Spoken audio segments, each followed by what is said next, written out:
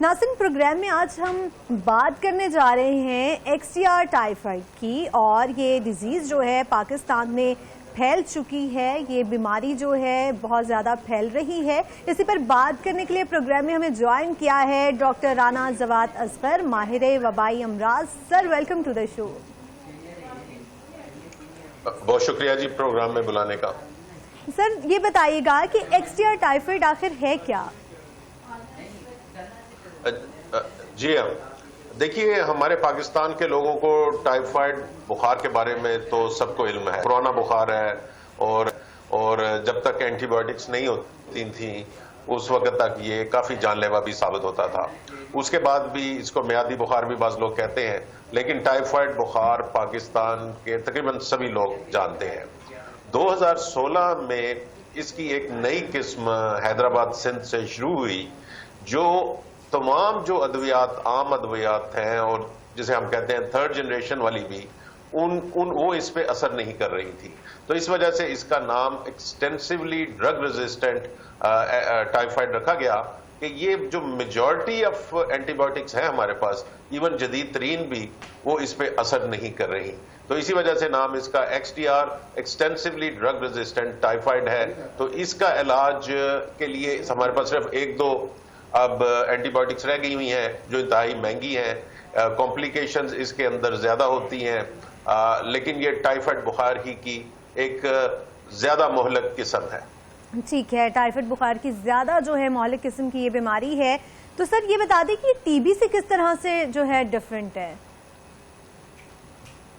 نہیں، T B آپ نے کہا ہے، ٹی بی ایک پھیپھڑوں کی بیماری ہے جو سانس لینے سے ہوتی ہے، اور پاکستان بدقسمتی سے اس میں بھی 5ویں نمبر پر دنیا میں ہے کہ یہاں پہ اتنے زیادہ کیسز ہیں کہ ہمارا 5ویں نمبر پہ ہے. اور اس کے اندر بھی ڈرگ ریزسٹنٹ ٹی بی ہے جس میں ہمارا نمبر چوتھا ہے.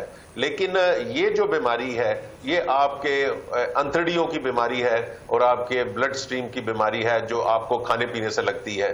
وہ ٹی بی جو ہے وہ کسی مریض ایسے سے جس کے اندر ابھی ایکٹیو ٹی بی ہو وہ آپ کو پھیلا سکتا ہے سانس کے ذریعے. سو یہ دونوں بیماریاں مختلف ہیں اس لحاظ سے. ٹھیک ہے، یہ بتا دیں اس کی کازز کیا ہیں، کیا وجوہات ہیں جس کی وجہ سے انسان جو ہے اس بخار میں مبتلا ہو سکتا ہے؟ جی ہاں، ٹائیفائڈ کی سب سے زیادہ وجہ وہ ہے گندا پینے کا پانی اور سینیٹیشن نہ ہونا. اب کیونکہ یہ بیماری اسی طرح پھیلتی ہے کہ ایک انسان جو بیمار ہے اس کے ہاتھ سے لگا ہوا، جس سے وہ اگر انفیکٹڈ ہے، آپ نے کھانا وانا کھا لیا یا پانی پی لیا جب وہ ایکٹیو سٹیج کے اندر ہے تو آپ کو بھی ٹائیفائڈ ہو گیا. اب پانی اگر آپ کا صاف نہیں ہے، اس میں فضلہ کی آمیزش ہے تو ہو سکتا ہے. دودھ اگر آپ نے کچا پیا، مثلا جس کو ابالا نہیں گیا ہوا یا پاسچرائز نہیں ہے، اس میں پرابلم ہے. تیسری چیز ہے کہ آپ اکثر دیکھتے ہیں باہر جاتے ہیں، ہم مختلف ڈرنکس پیتے ہیں تو اس کے اندر برف کون سی ڈالی جا رہی ہے، یہ بڑا کرٹیکل ہے. وہ بے شک جتنا مرضی دستانے پہن کے وہ شربت یا آپ کا بنا رہے ہوں، لیکن اگر برف صاف نہیں ہے تو وہ بھی آپ کی بیماری کا باعث بن سکتی ہے. کٹے ہوئے پھل جو عام بازاروں میں ملتے ہیں یہ انتہائی خطرناک ہوتے ہیں پیٹ کی دوسری بیماریوں کے لیے بھی. لیکن اگر اگین جو ہینڈلر ہے وہ ایک ٹائیفائڈ کا مریض ہے تو وہ آگے پھیلا سکتا ہے. اور اس میں ایک یاد رکھیے کہ کچھ لوگ ایسے بھی ہوتے ہیں جب وہ ان کا ٹائیفائڈ سے وہ ان کو صحت بھی آ جاتی ہے اور وہ ٹھیک بھی ہو جاتے ہیں، لیکن ایک مائنورٹی یعنی ایک اسمال نمبر آف پیپل جو ہیں، لوگ جو ہیں، وہ اپنے فضلے سے وہ کے اندر ٹائیفائڈ کا جو جراثیم ہے اس کو وہ خارج کرتے رہتے ہیں. اور اگر انہوں نے باتھ روم جا کے صابن سے اچھی طرح ہاتھ نہیں دھوئے تو وہ آگے جو کھانا بنا رہے ہیں یا چیزیں بنا رہے ہیں تو اس کے ذریعے بھی وہ پھیل سکتا ہے. تو اس وجہ سے اکثر بڑے شہروں کے اندر جی صفائی فضلہ وغیرہ ہم جو ٹھکانے نہیں لگتے. اور دوسرا ہمارا پانی انتہائی گندا ہے. اور جہاں سے یہ بیماری پھیلی ہے، سٹارٹ ہوئی تھی پہلی دفعہ یا آئیڈینٹیفائی ہوئی تھی، وہ حیدرآباد سندھ تھا. اور میں نے وہ علاقہ جا کے دیکھا ہے اور میں نے دیکھا ہے کہ وہاں کے جو باسی ہیں وہ جو پینے کا پانی جو لیتے ہیں وہ جو سیوریج کی نالیوں کے اندر سے ان کے پائپ گزر کے آتے ہیں، اور بیسیکلی وہ ایک نالیوں والا پانی مکس ہوا ان کو میسر ہوتا ہے، اور یہی وجہ ہے کہ ہمیں ایک ایسی بیماری کا آغاز پاکستان میں ہوا جو کہیں اور نہیں تھی، پوری دنیا میں کہیں اور نہیں تھی، اور ابھی تک بھی ان ملکوں میں یہاں سے گئی ہے جن کا پاکستان کے ساتھ رابطہ زیادہ ہوتا ہے یا ہمارے لوگ زیادہ وہاں کا سفر کرتے ہیں۔ دیکھیں، اگر ہم اس پانی کے نظام کو بہتر کر لیتے تو پھر ہمیں اس طرح کی کسی بیماری سے جو ہے نمٹنا نہ پڑ رہا ہوتا۔ اچھا سر، یہ بتا دیجئے کہ اس میں فیکٹرز جو ایج کے ہیں وہ کون سے ہیں؟ کس عمر کے لوگ جو ہے سے زیادہ جو ہے وہ کر رہے ہیں، مطلب کن لوگوں کو یہ زیادہ ہو رہا ہے؟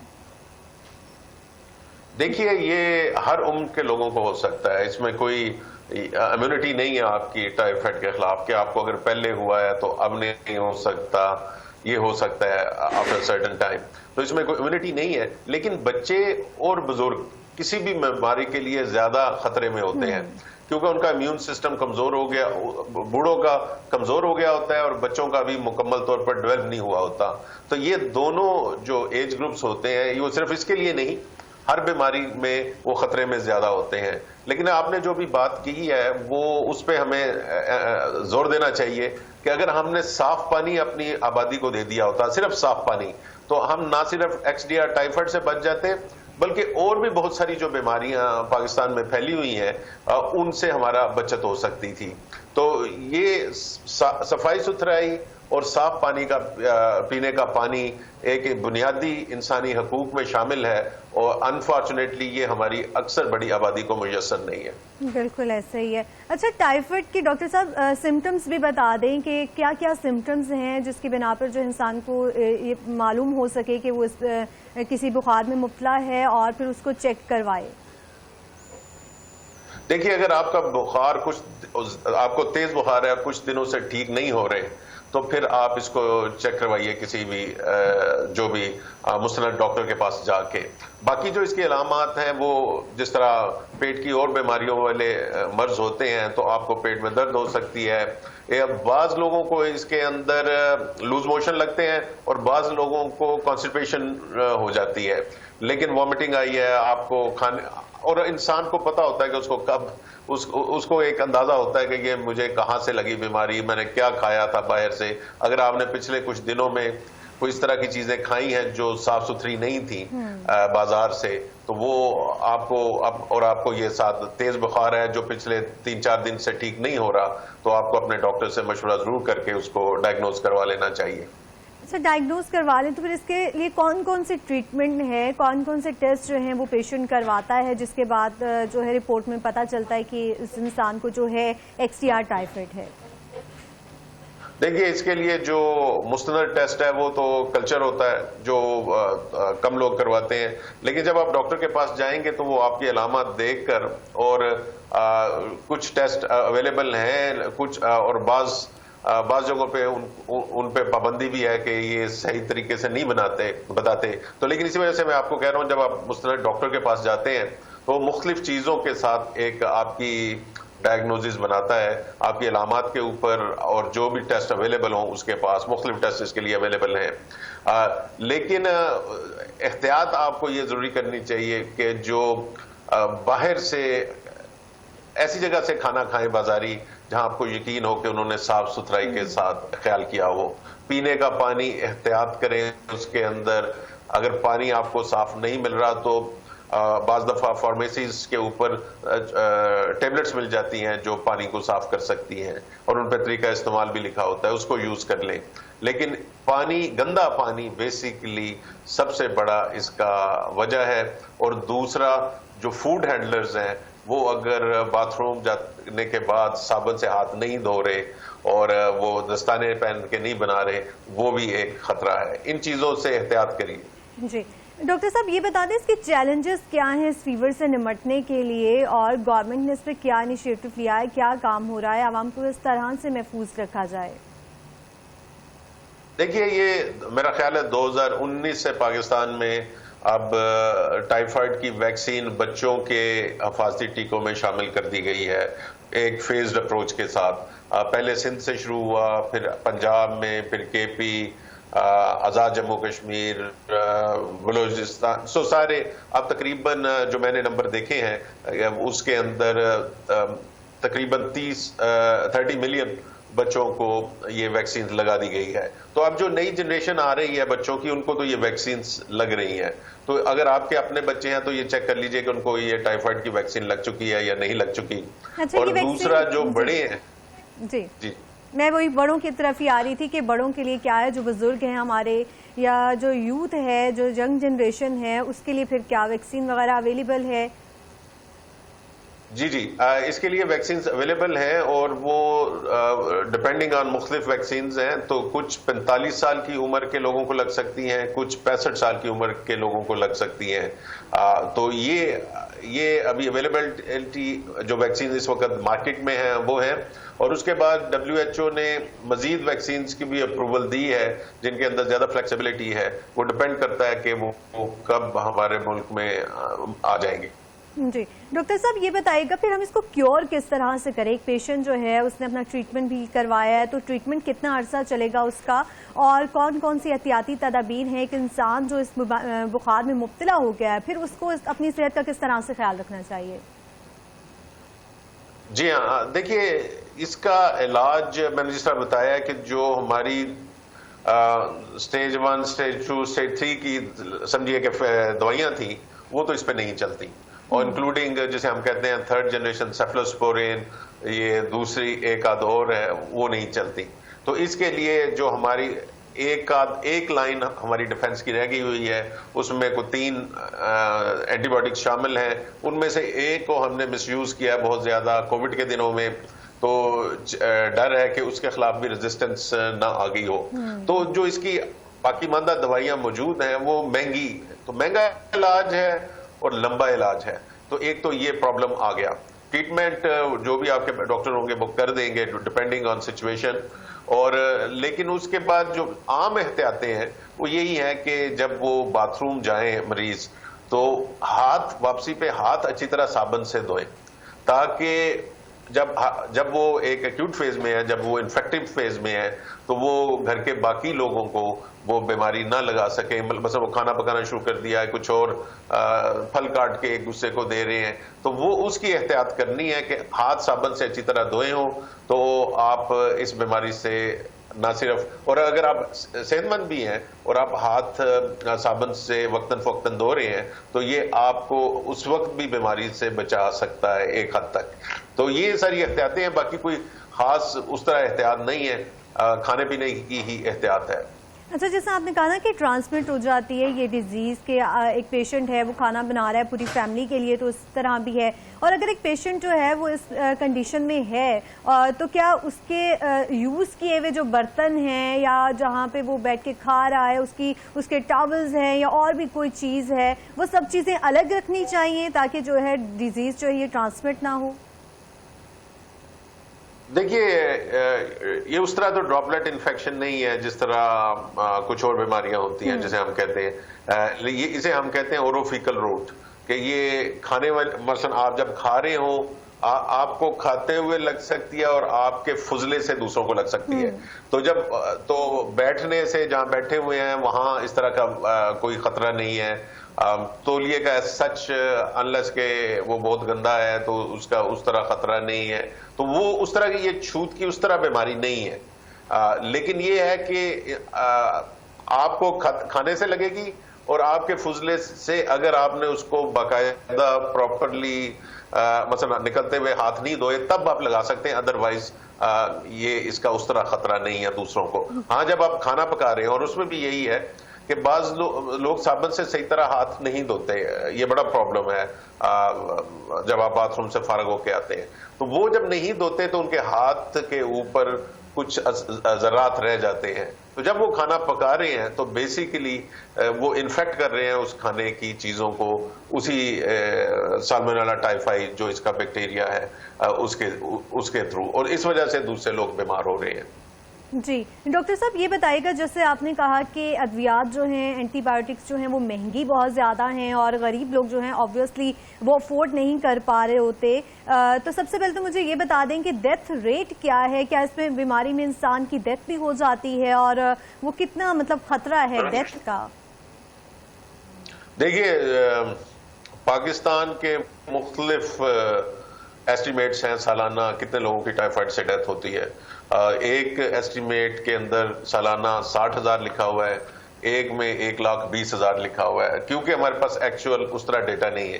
لیکن میری ایک اسٹوڈنٹ نے حیدرآباد میں یہ اسٹڈی کی تھی کوئی 1500 ٹائیفائڈ کے کیسوں پر جو کنفرمڈ کیسز تھے، اور اس کے اندر ہمیں تقریباً 2% ڈیتھ ریٹ ملا، یعنی کہ 100 میں سے 2 لوگوں کی ڈیتھ ہوئی. یہ ایک باقاعدہ کی گئی اسٹڈی ہے جو، اور اس کے اندر ایکس ڈی آر ٹائیفائڈ بھی تھے اور اس کے اندر non X D R typhoid والے کیسز بھی تھے. لیکن میجورٹی کیسز اب پاکستان میں آپ کو ایکس ڈی آر والے ملتے ہیں، تو اس وجہ سے اکثر لوگ ٹریٹمنٹ کرتے وقت یہی سوچتے ہیں کہ یہ ایکس ڈی آر ٹائیفائڈ ہی ہوگا. تو یہ ذہن میں رکھیے تقریباً 2% ہے. اور لیکن اس میں کمپلیکیشنز بھی ہوتی ہیں، صرف موت کا ایشو نہیں ہے، اور بھی کوئی بیماری ہو سکتی ہے، مطلب آپ کی آنکھوں پہ اثر انداز ہو سکتی ہے یہ، یا جسم کے کسی اور حصے پر؟ جی اس میں اس کی جو بڑی کمپلیکیشنز ہے ٹائیفائڈ کی، وہ انتڑیوں میں سوراخ ہو جانا، اور وہ بڑی لائف تھریٹننگ سچویشن ہوتی ہے جس کے لیے پھر آپریشن کرنا پڑتا ہے. تو بیسیکلی اگر آپ کو پہلے ٹائیفائڈ ہوتا تھا تو آپ دوائی کھاتے تھے، اینٹی بایوٹک کھاتے تھے، آپ 7 سے 14 دن میں ٹھیک ہو جاتے تھے. لیکن ایکس ڈی آر میں ایک اور خطرہ اس کے اندر بھی ہوا، یہ اس چیز کا خطرہ تھا کہ آپ کی انتڑیوں میں سوراخ ہوگا، لیکن اس میں زیادہ خطرہ ہے. تو اس وجہ سے کمپلیکیشن زیادہ ہو جاتی ہیں اور ٹریٹمنٹ آپ کا لمبا اور کمپلیکیٹڈ ہو جاتا ہے. اس کی وجہ سے ڈیتھس کو اگر آپ ایک سائڈ پہ بھی رکھیں تو ایکس ڈی آر کی وجہ سے ہمارا جو مریض ہے اس کو زیادہ ہاسپٹلائزیشن کی ضرورت ہوتی ہے. اچھا، اس کا ٹریٹمنٹ جیسے آپ نے کہا لمبے عرصے تک چلتا ہے، تو کتنے عرصے میں جو ہے ایک پیشنٹ جو ہے اس سے بہتر ہو سکتا ہے، اور جو ہے اس کے بعد ایک انسان جو ہے اس کو ایک دفعہ ٹائیفائڈ ہو گیا ہے، ایکس ڈی آر ہو گیا ہے، اس کے بعد اس کو کیا کیا احتیاطی تدابیر اپنانی چاہیے، اسپیشلی اسی پرسن کو؟ جیسے پہلے آپ نے ہائیجین کی بات بھی کی، ہاتھ دھونے کی بھی بات کی، اور اچھا کھانے پینے کی بھی بات کی کہ چیزوں کو صاف ستھرا یوز ہم نے لینا ہے، پانی کا انٹیک جو ہے وہ بہتر اور صاف شفاف پانی ہونا چاہیے. لیکن پھر بھی جو پیشنٹ ہو چکا ہے، ایک انسان جس کو آلریڈی ٹائیفائڈ ہو چکا ہے، وہ صحت یاب بھی ہو چکا ہے، تو پھر اس کے بعد اس کو اپنا خیال کس طرح سے رکھنا چاہیے؟ نہیں، اس کو بس یہی کھانے پینے میں احتیاط کرنی چاہیے اور انشور کرنا چاہیے کہ جب جہاں سے وہ کھا رہا ہے، اور خاص طور پہ جو کچے پھل اور یعنی کہ تازہ پھل اور سبزیاں بازاری ہوتے ہیں، جو پکے ہوئے نہیں ہوتی چیزیں، ان سے اس کو احتیاط کرنی چاہیے. کھانا اگر بازاری کھا رہا ہے تو انشور کریں کہ وہ صحیح طرح پکا ہوا ہے اور گرم گرم ہی آپ لے کے کھا رہے ہیں. مثلا اس کو وہ گرم ٹھنڈا پڑا نہیں رہا کہیں کے اوپر، تو وہ، اور اگر تازہ بنوا کے کھا رہے ہیں وہ ڈیفرنٹ ہے، وہ بہتر ہے. بازاری سلاد وغیرہ سے احتراز کریں، کیونکہ اکثر جو بیماریاں اس طرح کی پھیلتی ہیں وہ ایسی چیزوں سے پھیلتی ہیں. تو اس وجہ سے کہتے ہیں کہ جو اگر آپ پھل کھا رہے ہیں تو ایسا کھائیں جس کا آپ چھلکے والا اور آپ چھلکا اتار دیں، آپ خود چھلکا اتار کے وہ کھا لیں، وہ ٹھیک ہے. لیکن اگر کسی اور نے چھلکا اتارا ہوا ہے تو اس کو کھاتے ہوئے احتیاط کریں. پانی کا بڑا ایشو ہے پاکستان کے اندر، تو میرا یہ ہوتا ہے کہ اگر پانی کا اگر گھر سے بوتل لے کر چلیں تو وہ بہتر ہے، اگر آپ کو یہ نہیں پتا کہ آگے سے آپ کو صاف پانی ملے گا یا نہیں ملے گا. اور حیدرآباد میں بھی جہاں سے یہ بیماری پھیلی ہے وہ گندے پانی کی وجہ سے اور لیک آف سینیٹیشن کی وجہ سے پھیلی ہے. تو یہ ہمیں یاد رکھنا چاہیے کہ یہ سب سے بڑا ایشو ہے پاکستان کے اندر، نہ صرف ٹائیفائڈ کے لیے، باقی دوسری بیماریوں کے لیے بھی، بالکل کیونکہ ہماری آبادی کو صاف پانی نہیں ملتا. بالکل. ڈاکٹر صاحب، آپ کی نظر میں یہ چیز ہے کہ گورنمنٹ جو ہے وہ کیا رول پلے کر رہی ہے، جس طرح جہاں پہ پانی صاف نہیں ہے وہاں پہ کوئی کام گورنمنٹ کر رہی ہے؟ جیسے آپ نے حیدرآباد کی بات کی ہے، تو کیا اس ساری ریسرچ کے بعد گورنمنٹ نے بھی کوئی انیشیٹو لیا ہے وہاں پہ صاف پانی کے حوالے سے، لوگوں کو فیسیلیٹیٹ کرنے کے حوالے سے؟ دیکھیے، گورنمنٹ نے یہ تو انیشیٹو لیا کہ اس نے ٹائیفائڈ کی ویکسین بچوں کو لگانی شروع کر دی. لیکن میرا آرگومنٹ اس میں یہ ہے کہ اگر آپ صاف پانی نہیں دیتے تو چلیے ٹائیفائڈ کی تو آپ نے ویکسین لگانی شروع کر دی، باقی جو 100 دوسری بیماریاں گندے پانی کی وجہ سے لگ رہی ہیں یا سینیٹیشن کی وجہ سے لگا رہی ہیں، تو کیا ہمارے یہاں ویکسین بچوں کو اب 100 ویکسینز لگا کریں گی؟ تو یہ گورنمنٹ نارملی ویکسینز کی طرف تو چلی جاتی ہے، لیکن صاف پانی کا بندوبست کرتے ہوئے میرا خیال ہے وہ کنونس نہیں ہوتی یا سمجھتی ہے کہ یہ بڑا مشکل کام ہے، ہم آبادی کو صاف پانی نہیں دے سکتے۔ حالانکہ جب 2018 میں وہاں گیا تھا اور میں نے اسی XDR ٹائیفائڈ کا ایک حساب لگایا تھا، تو ہمارے حساب کے مطابق اس وقت تک، ابھی تقریباً 2 سال ہوئے تھے، سندھ کے اندر تقریباً کراچی اور حیدرآباد کے اندر ہمارے ایسٹیمیٹ کے مطابق 40,000 کیسز ہو چکے تھے، اور ہمارے ایسٹیمیٹ کے مطابق گورنمنٹ سندھ کے تقریباً 2 سے 4 ارب روپے لوگوں کے علاج پر لگ چکے تھے، جس کا ان کو علم نہیں ہوتا، کیونکہ مریض مختلف ہسپتالوں میں جاتا ہے، تو یہ کوئی ڈیٹا اس طرح گورنمنٹ کے پاس نہیں آتا کہ کون سا مریض کس بیماری کے لیے آ رہا ہے اور اس پہ ہمارا کتنا خرچہ ہو رہا ہے۔ تو ہم نے تو جس ٹیم کے ساتھ میں تھا سجیسٹ کیا تھا گورنمنٹ کو کہ آپ یہاں ڈیپ ویل یا جسے فلٹریشن پلانٹ لگائیے، اور بڑی جلدی آپ نئے مریضوں کو بننے سے روک سکتے ہیں۔ جو پرانے مریض ہیں ان کے لیے آپ ویکسین بھی لگائیں، لیکن صاف پانی زیادہ کرٹیکل ہے بجائے اس کے کہ ویکسین ضروری ہے جب آپ پانی صاف نہیں دے سکتے۔ اگر ہم اپنے انوائرمنٹ کو ہی صاف ستھرا رکھنا شروع کر دیں، لوگوں کو فیسیلیٹیٹ پہلے سے ہی کرنا شروع کر دیں، تو نہ جانے کتنی ایسی بیماریاں جو انسان ان میں مبتلا ہو جاتا ہے اس سے بھی بچ سکتا ہے، اور آنے والے کتنی ایسی بیماریوں سے بچا بھی جا سکتا ہے۔ گورنمنٹ کو ایسے انیشیٹوز لینے چاہیے کہ بیماری آ جاتی ہے پھر ہم اس پہ کام شروع کر دیتے ہیں، اس سے پہلے تک اس طرح کا کوئی ہیلتھ پہ انیشیٹو نہیں لیتی گورنمنٹ کہ لوگوں کو فیسیلیٹیٹ کیا جائے، صاف پانی مہیا کیا جائے، سینیٹری کے بہترین انتظامات کیے جائیں، یا جو یہ بازاروں میں خراب قسم کی آئس یوز ہو رہی ہے اس پہ ریٹ وغیرہ کیے جائیں، لوگوں کو اویئرنیس دی جائے اس حوالے سے۔ اس طرح کا کوئی انتظام جو ہے ہماری نظر میں تو نہیں ہے۔ نہیں، بالکل نہیں ہے، لیکن میں آپ کو یہ ڈیٹا کے اوپر بتاتا ہوں یا فیکچول پہ بات کرتے ہیں کہ امریکہ کے اندر صاف پانی کا جب انہوں نے قانون لیا ہے کہ ہر ڈسٹرکٹ کے اندر صاف پانی دینا، کلورینیٹڈ واٹر دینا انتظامیہ کی ذمہ داری ہے، تو انہوں نے اپنی انفیکشس ڈیزیزز 70% تک کم کر لی، اور اس وقت نہ تو اینٹی بایوٹک تھی کوئی، نہ کوئی ویکسینز تھی۔ تو ویکسین اور اینٹی بایوٹک کے بغیر امریکہ کے اندر 70 سے 80% جو معتدی بیماریاں ہوتی ہیں یا انفیکشس ڈیزیزز ہوتی ہیں ان پہ انہوں نے قابو پا لیا تھا۔ تو ہم انفارچونیٹلی صاف پانی اور سینیٹیشن کی طرف اتنی توجہ نہیں کرتے جتنی کرنی چاہیے۔ پنجاب میں میں نے خبریں دیکھی ہیں کہ ہو رہا ہے، کچھ کام ہو رہا ہے، لیکن اس سے کئی گنا زیادہ تیزی کے ساتھ ہمیں کام کرنے کی ضرورت ہے اور انویسٹمنٹ کی ضرورت ہے۔ اور میں تو یہ کہتا ہوں اپنے دوستوں کو کہ اگر آپ صاف پانی اور سینیٹیشن کسی علاقے میں کر دیں تو آپ کو وہاں ہسپتال آپ کے خالی ہو جائیں گے، کیونکہ مریض نہیں ہوگا کوئی جو وہاں پہ جا کے جس کو مرض ہو کوئی انفیکشس ڈیزیز کا۔ بالکل، ڈاکٹر رانا جواد اصغر صاحب ہمارے ساتھ موجود تھے۔ سر بہت شکریہ آپ کے وقت کا۔ ناظرین اپنا خیال رکھیں، اور اگر آپ کو ہلکا سا بھی فیور ہے تو ڈاکٹر کو ضرور چیک کروانے کا بھی خیال رکھیں، اپنی فیملی کا بھی خیال رکھیں، اور ہاتھوں کو جو ہے اپنے ضرور صاف رکھیں تاکہ آپ بھی بیماریوں سے جو ہے نجات حاصل کر سکیں، اور کسی بھی قسم کی بیماری جو ہے وہ آپ پر حائل نہ ہو جائے، اور اپنی فیملی کو بھی اس بیماری سے بچا سکیں۔ یہاں وقت ہے مختصر سے وقفے کا، وقفے کے بعد حاضر ہوں گے ہمارے ساتھ۔